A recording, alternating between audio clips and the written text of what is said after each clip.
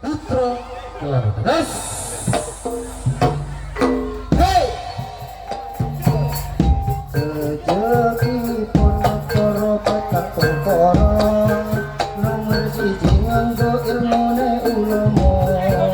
nomor loro atine pemangku kuasa nomor telu kesewitan jalumo nomor papat wonten fakir ahli donga apa kemau syarat kerja kenapa mugi-mugi kita bekerja dan ayo atas sampai kalau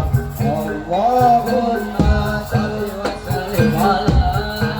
sayyidina wa maulana Muhammadin adada babi ilmillahi salatan daimatan bidawami mudilai Allahumma sholli wa sallim ala sayyidina wa maulana Muhammadin adada babi ilmillahi salatan daimatan bidawami mudilai panutan wis arupa bondo donya ninggalake Quran hadis lan agama ora nurut pituture wong tuwa ngalor ngidul loro abot atau soro becik ketite Allah ketara aku becik bakal mlebu swarga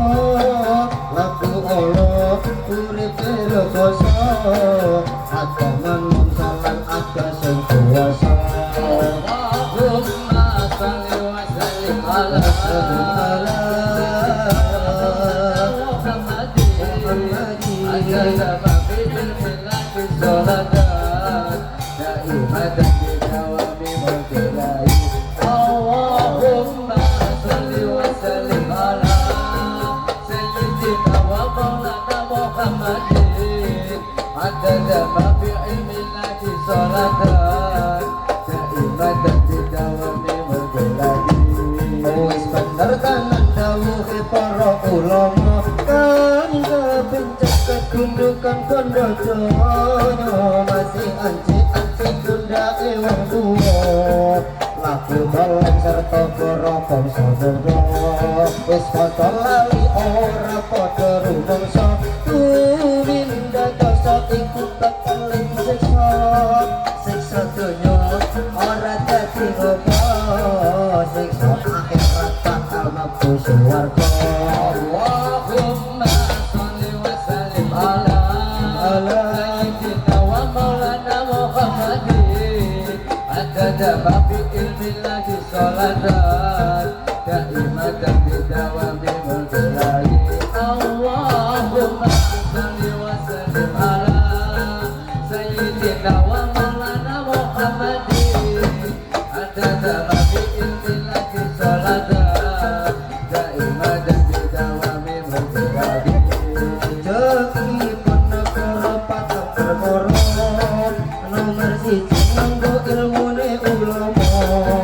nomor loro adile pemangku kuasa nomor telu wong kang sugih bersolomo nomor papat wong kang fakir ahli donga kapan mau jalan jejake negara mugi rezeki telepi ing beda tantram ayam ada sampun sambil kala monggo Allahumma sholli wa sallim ala sayyidina wa maulana Muhammadin adada babi ilmillahi salatan daimatan bidawami mudilai Allahumma sholli wa sallim ala sayyidina wa maulana Muhammadin adada babi ilmillahi salatan daimatan bidawami mudilai panutan wis arupa bondo donya ninggalake Quran hadis lan agama ora nurut pituture wong tuwa alange teloro abot ada soro becik ketite Allah ketara laku becik katale mlebu swarga laku Allah uripe rekoso ada manungsa lan ada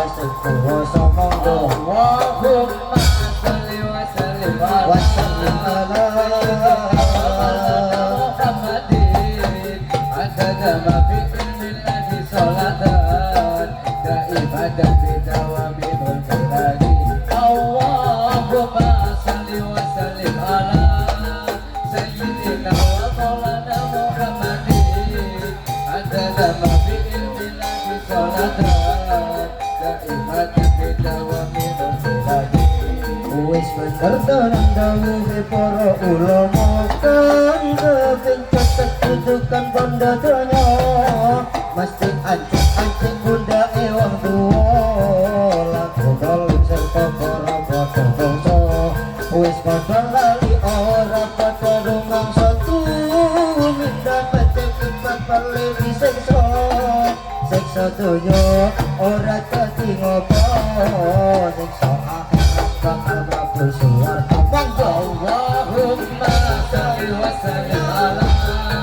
sayyidina wa maulana Muhammadin adada ma fi ilmillahi sholatan daimatan bidawami mulkilagi Allahumma sholli wa sallim ala sayyidina wa maulana Muhammadin adada ma fi ilmillahi sholatan daimatan bidawami mulkilagi rezeki pun negara patang perkara nomor siji nganggo ilmune ulama nomor loro dilika mampu basa nomor telu wong kang sugih ahli ulama nomor papat wong kang fakir ahli donga papat syarat rezeki negara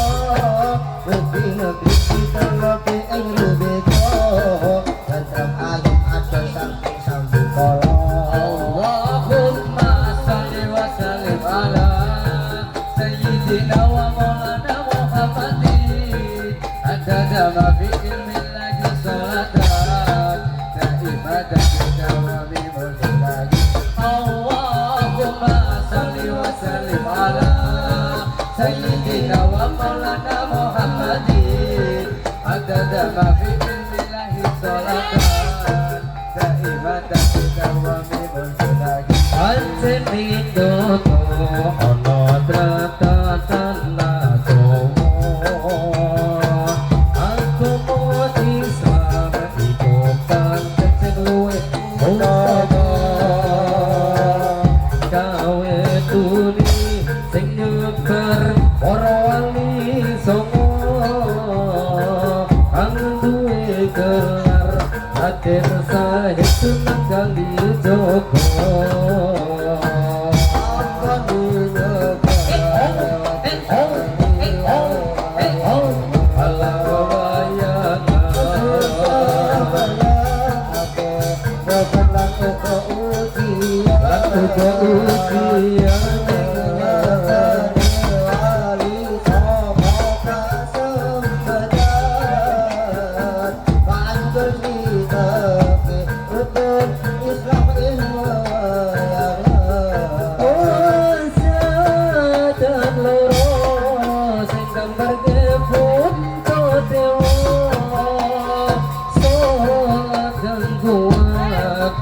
gambarke warga kang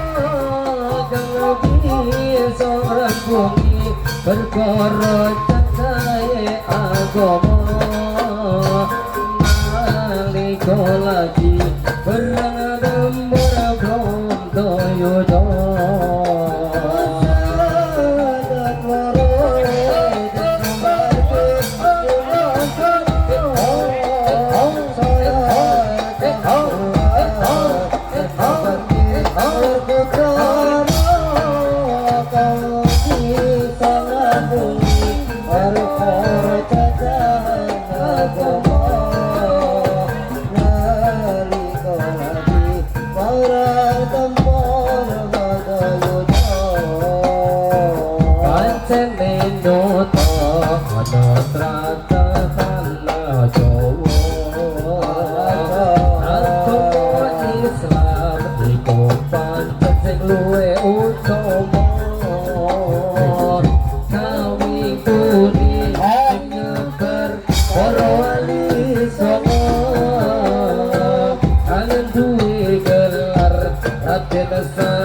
Sunan Kalijaga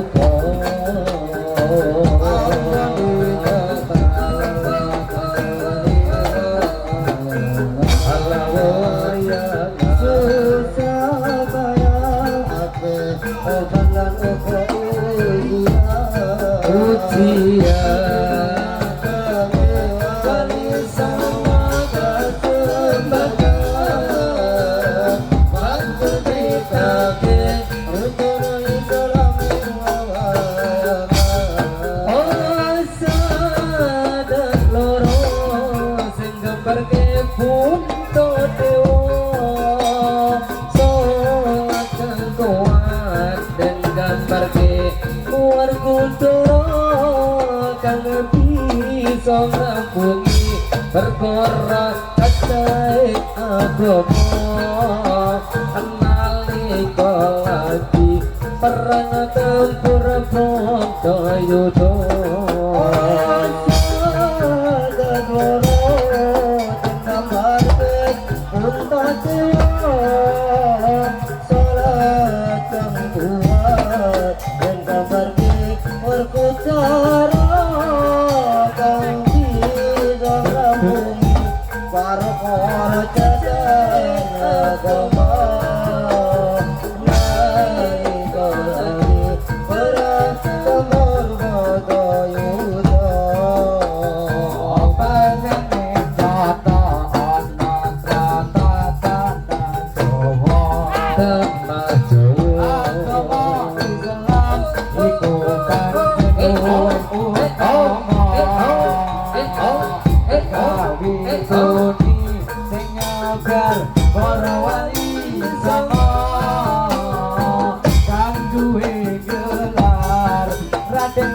Sunan Kalijaga gelar rewasani wawayang ala wawayang susah bayang ake beban uga ujian uga ujian wali songo kasem badan bantu tritake rukun Islam ing wayangan tengah-tengah wengi rondang resaning Gusti kang kecetet iki kang reksa jiwa iki kang becik pinunaja kang Allah tingkirana wong